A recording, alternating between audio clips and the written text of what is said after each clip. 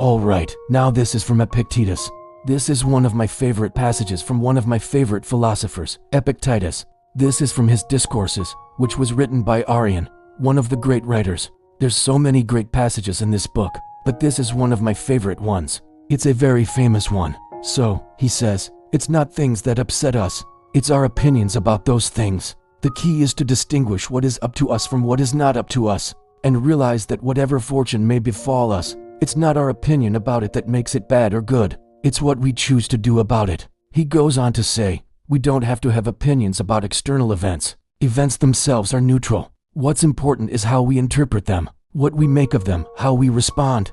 He gives an example. He says, people will say it's hot. That's an opinion. It's not hot in itself. It's hot relative to us. It's only hot relative to us. Now, if we like being hot, then okay, it's pleasant. But if we hate it, it's painful. If we think being hot is good, we enjoy it. If we think being hot is bad, we suffer. So too with all other things. All external things are like that. They have no moral quality in themselves. It's our opinions about them that create moral qualities. He says, it's our opinions that create the good and the bad. Now, he says, you can't control what happens, but you can control how you react. You can't control the weather. You can't control other people.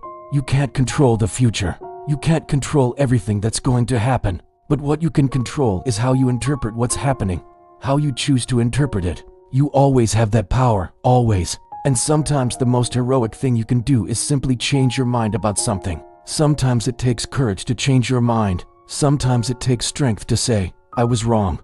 I was misinterpreting this. I was seeing this incorrectly. I was making a big deal out of nothing. I was making a little deal out of something that didn't matter. You know. There are times when we go over and over in our head stories about the past, right? We dwell on things that happened yesterday, or last week, or last year, or 20 years ago. We keep bringing them up. We keep telling ourselves these narratives, these stories about what happened and why it is terrible and why it is a tragedy and why it ruined everything. And really it just means we're not able to sleep at night. It steals our peace. It steals our joy in the present moment. Why? Because we're choosing to make it a big deal. It's not a big deal. It's not a tragedy. It's not horrible. It's not any of those things. And yet we tell ourselves that story. We make it true. We make it real. We make it a part of our identity. He says, look, the people who dwell on what they suffered, who talk about how miserable they were, they're not miserable. They're actually remembering and reliving some of the greatest moments of their life. At least the greatest moments of their thinking life. Their minds are sharper than they've ever been. They're more aware than they've ever been. They're more alive than they've ever been. Not the body, but the mind.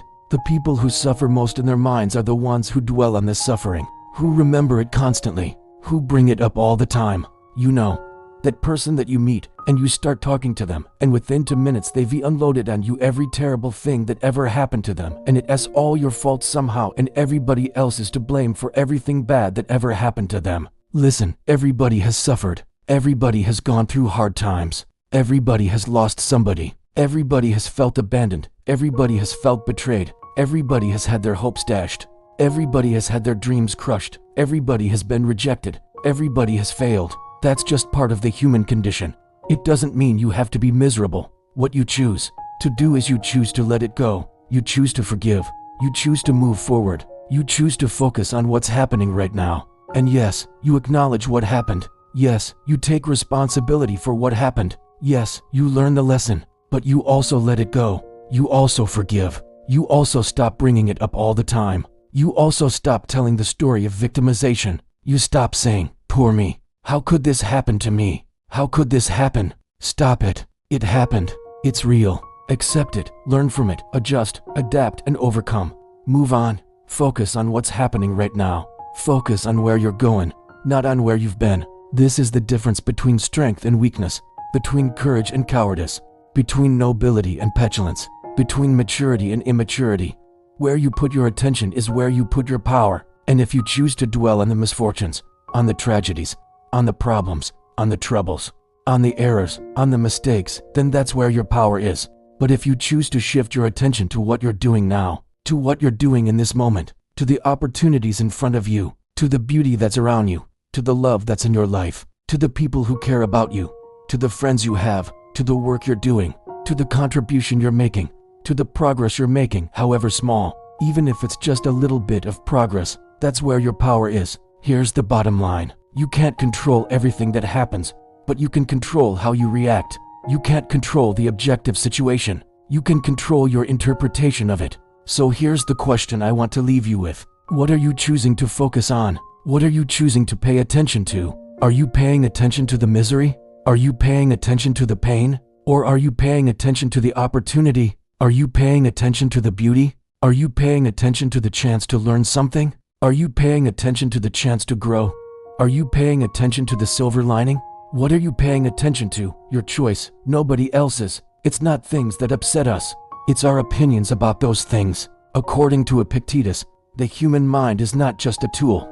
It is the core of our freedom, peace, and moral strength. Everything that truly matters in life, our capacity to endure, to choose, to rise, begins not in our circumstances, but in our inner world. Epictetus believed that external things, wealth, reputation, health, status, are neither good nor bad.